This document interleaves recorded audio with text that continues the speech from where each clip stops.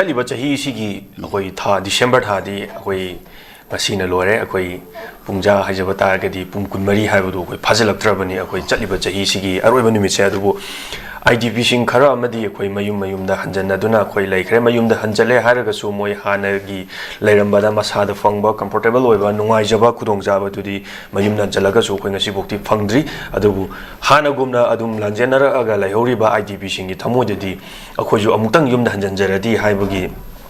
मसादा इथिलदु फाउदबदि नते अदुबु डिसेंबर था फाउबगी मनुंगदा आईडीपी सिंग मयुमदा हंजलनगनी हाइबगी चौवा अखोई थौदांग चेसो कयामसु लौरी अदुबु चलिबा चाही सिगी अरोइबा डिसेंबर हाइबदुगी निमित्तो ngasiनासु लोइरे अदुबु लाकादोरिबा अनौबा चाहीगी जनवरी की तारीख 12 फाउबगी मनुंगदा लोइसनबा ngamdragadi गवर्नर की थोंग थेनगनी हाइबगी कनबा खोलामसु लाई ओजामसी चलिबा अनौबा चाही लाकपदा तंगदु लैताबा अमा ओइरसी हाइनासु अखंग हई मयामनुसु लाउरी अदुबु अनौबा चाहीना लाकपदा अनौबा चाही लाकपगी मांगोइनना चलिबा अखोगी था जनवरी था सिगी लोइद्रिङाइदा थोनिंदबो थोदो उमुं थोलकद्रा हाइबगी मेपाइबसी पोक्तबदि नते अदुबु जनवरी की तारीख 12 फाउबगी मनुंगदा हंजलंद्रगदी कोई गवर्नर की थोंग थिनगनी हायो जामसी कदाइ फाउब मिंग साना येंगबदा करी करम हाइमेंब थोकलोय जामसी तंग थंबियो अखोगी लिमिट क्रॉस तौराबा हाइतारे लिमिट क्रॉस तौराबा आईडीपी सिंगदा पीगदबा जस्टिस तो बदु भारत लैंगाकना मदु फेल ओइरकपा आईडीपी सिंगे अदुगुंबा ने ताबा पुनसिरोल अमदा मखोइसे हलक्तनबगी पाइखफम थोकपा भारत लैंगाकी खोंथांग से मसी अखोई याना रीजनेबल ओइबा मतम अमा अखोई सुम नानथोराबा अदुना मरम ओइरकांदा आईडीपी सिंगसिगी थमोइदा यामना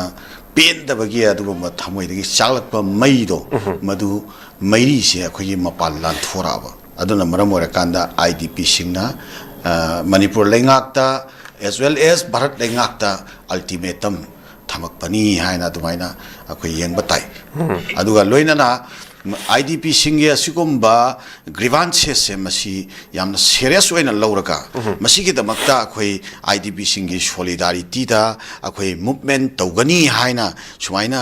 अखोई दायित्व लौदना अखोई मणिपुर की लेरिबा लुप सिंगे मरक्तगी सुमाइना सोंगथोकपिरक्तना मणिपुर की अदुगुंबा गवर्नर दा अल्टीमेटम ना सिंगबा पिरक्पगी खोंथांग अमा लाक्पसे मसी तंगाई फदना अखोई भारत की कॉन्स्टिट्यूशन ना पीरिबा हक अमसुंग मालेम की वैना मियोइबगी अदुगुंबा लैरिबा अदुगुंबा हक हाइतारे ह्यूमैनिटेरियन ओइबा राइट्स सिंगसे मसी सिगा मरी लेनाबा ह्यूमन राइट्स का मरी लेनाबा वाफमनी मसी अखोई मणिपुर लैरिबा अखोई प्रजा सेक्शन खुदिंगमकना अक्रॉस द कम्युनिटी लाइन अखोई मसीगी मूवमेंट सिदि अखोई इंडोर्स तो फम थोई अखोई पुनमकना तोमिना फम थोई हाइबा मसी वखलोन से थमजगे अदुगा मसीगा मरी लेनाबदा अखोई ममांगदा अखोई कनोगे माइकैदगी सो अखोई पान खुनाइगी माइकैदगी हाइजबा तारे अखोई केरक हन्ना अखोई हाइजरगा अखोई लाई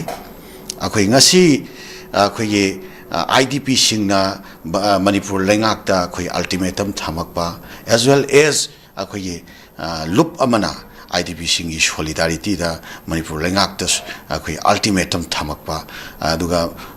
गवर्नर की माइकैदगी डिसेंबर था सिगे मनुंगदा आईडीपी सिंगसे मसी सेटलमेंट तौबा लोइगनी हाइबा अदुना सिंगबा वाफम थमकपदो मदु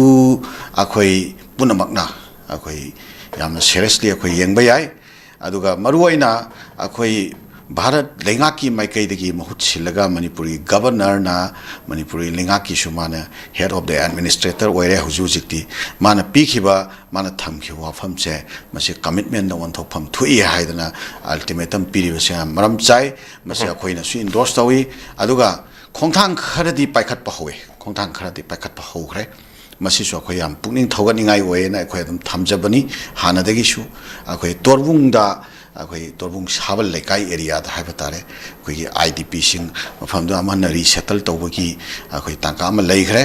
मसीगी हेक लैबगा इकान कानदना नोमै कापगी थौदोक चिंगबसु लैखरे मसी हेक लेरकपा मतुंगसिदा मफमदो रिसेटल तौरिबा आईडीपी सिंगसे भारत लैंगाकना मसु मणिपुर लैंगाकना अखोइ सेक्युरिटी अरेंजमेंट से कमाइना तौरिबगे हाइबसे ꯀꯔꯝꯍꯥꯏꯅ ꯃꯈꯣꯏꯕꯨ ꯁꯦꯀ꯭ꯌꯣꯔ ꯑꯣꯏꯕ ꯂꯥꯏꯚꯂꯤꯍꯨꯗ ꯑꯃ ꯃꯈꯣꯏꯗ ꯄ꯭ꯔꯣꯚꯥꯏꯗ ꯇꯧꯔꯤꯕꯒꯦ ꯍꯥꯏꯕꯁꯦ ꯍꯛꯊꯦꯡꯅꯅ ꯑꯩꯈꯣꯏ ꯌꯦꯡꯁꯤꯟꯅꯅꯕꯒꯤꯗꯃꯛꯇ ꯑꯩ ꯏꯁꯥꯃꯛꯅ ꯂꯨꯆꯤꯡꯖꯔꯒ ꯑꯩꯈꯣꯏ ꯑꯣꯜ ꯃꯅꯤꯄꯨꯔ ꯃꯨꯁꯂꯤꯝ ꯑꯣꯔꯒꯅꯥꯏꯖꯦꯁꯟꯁ ꯀꯣꯑꯣꯔꯗꯤꯅꯦꯇꯤꯡ ꯀꯃꯤꯇꯤꯒꯤ ꯃꯤꯍꯨꯠ ꯀꯥꯡꯕꯨ ꯑꯃ ꯑꯩꯈꯣꯏ ꯃꯐꯝꯗꯨꯗ ꯗꯥꯏꯔꯦꯛ ꯅꯣꯡꯃꯩ ꯀꯥꯞꯄꯛꯈꯤ ꯍꯥꯏꯕ ꯕꯣꯝ ꯇꯥꯔꯛꯈꯤ ꯍꯥꯏꯕ ꯃꯐꯝꯗꯨ ꯐꯥꯎ ꯌꯧꯅ ꯑꯩꯈꯣꯏ ꯆꯪꯁꯟꯖꯗꯅ ꯃꯐꯝꯗꯨꯗ ꯔꯤꯁꯦꯇꯜ ꯇꯧꯔꯤꯕ ꯑꯗꯨꯒꯨꯝꯕ IDPꯁꯤꯡ ꯎꯅꯖꯗꯅ ꯑꯗꯒꯤ ꯃꯐꯝꯗꯨꯗ ꯂꯩꯔꯤꯕ ꯁꯦꯀꯨꯔꯤꯇꯤ ꯏꯁꯇꯥꯕ꯭ꯂꯤꯁꯃꯦꯟꯁꯤꯡ ꯑꯗꯨꯁꯨ ꯑꯩꯈꯣꯏ ꯐꯖꯅ ꯎꯅꯖꯗꯅ ꯃꯗꯨꯒꯤ ꯁꯤꯆꯨꯋꯦꯁꯟ ꯑꯩꯈꯣꯏ ꯌꯦꯡꯁꯤꯟꯖꯔꯨꯏ ꯑꯗꯨꯕꯨ ꯌꯥꯝ ꯅꯨꯡꯉꯥꯏꯕꯗꯤ ꯑꯩꯈꯣꯏ ꯁꯦꯀꯨꯔꯤꯇꯤꯒꯤ ꯑꯣꯏꯕꯗꯤ ꯅꯣꯡꯃꯩ ꯀꯥꯞꯄꯩ ꯊꯧꯗꯣꯛ ꯑꯃ ꯂꯩꯈ꯭ꯔꯒꯁꯨ ꯃꯈꯥ ꯇꯥꯕ ꯁꯦꯀꯨꯔꯤꯇꯤꯒꯤ ꯑꯣꯏꯕ ꯃꯦꯖꯔꯁ ꯈꯔꯗꯤ ꯂꯩꯍꯧꯔꯦ ꯃꯁꯤꯁꯨ ꯑꯩꯈꯣꯏ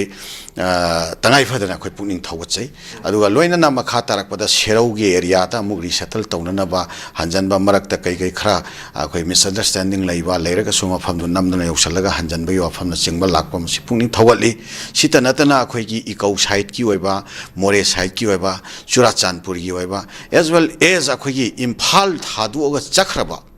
ꯑꯩꯈꯣꯏꯒꯤ ꯑꯗꯨꯒꯨꯝꯕ ꯀꯨꯀꯤꯁꯤꯡꯒꯤꯁꯨ IDPꯁꯤꯡꯁꯦ ꯃꯁꯤ ꯏꯝꯐꯥꯜꯗ ꯍꯜꯂꯛꯅꯅꯕꯒꯤ ꯑꯗꯨꯝꯕ ꯔꯤꯁꯦꯇꯜꯃꯦꯟ ꯄ꯭ꯂꯥꯟꯅꯆꯤꯡꯕ ꯃꯈꯥ ꯇꯥꯕ ꯊꯧꯔꯥꯡ ꯂꯩꯉꯥꯛꯀꯤ ꯃꯥꯏꯀꯩꯗꯒꯤ ꯄꯥꯏꯈꯠꯍꯟꯅꯤꯡꯉꯤ ꯃꯁꯤ ꯃꯇꯝ ꯆꯥꯅ ꯐꯖꯅ ꯄꯥꯏꯈꯠꯍꯟꯅꯤꯡꯉꯤ ꯃꯁꯤ ꯄꯥꯏꯈꯠꯄ ꯃꯇꯝꯗ ꯇꯧꯕ ꯌꯥꯕ ꯑꯩꯈꯣꯏ ꯀꯣꯑꯣꯄꯔꯦꯁꯟ ꯑꯩꯈꯣꯏ ꯋꯥꯟ ꯁꯥꯏꯗꯦꯗꯀꯤ ꯅꯠꯇꯕ ꯀꯥꯡꯂꯨꯞ ꯈꯨꯗꯤꯡꯃꯛꯀꯤ ꯑꯣꯏꯕ ꯃꯤꯠꯌꯦꯡꯗ ꯑꯦꯀ꯭ꯔꯣꯁ ꯗꯤ ꯀꯝꯃꯨꯅꯤꯇꯤ ꯂꯥꯏꯟ ꯑꯩꯈꯣꯏ cooperation pijagani akhoi sumadugi part amoina akhoi solidarity pijagani akhoi manipurgi yamna daita leraba lupsingi maikai dagi phawba imphal da akhoi gi kuki gi adugomba IDP sing halakpada security gi thoidokpa problem leroi kaisu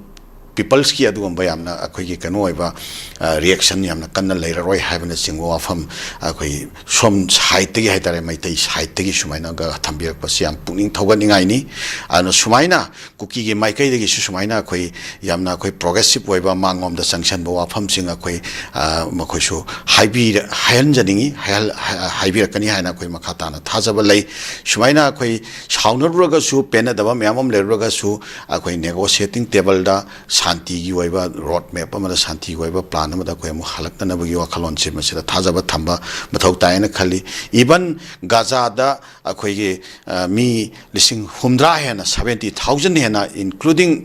women and child myamama akhoi hat khraba si phawada akhoi malem gi intervention amgi makhada shanti gi peace plan lakpa kanda akhoi maikai kya dagi akhoi madu phajana accept tawnaraga tawribaduni sumaina lamdam sida leikhriba si akhoi pena daba nungaina daba laibak thiba tangka kharabudi leirure aduraga so akhoi shanti gi plan ama lakpadadi kanglup khudingmakna progressive oiba yamna pungning thawganingai oiba firef soidana lobirakani habagi makhata ba thajaba so akhoi adumaina thamjake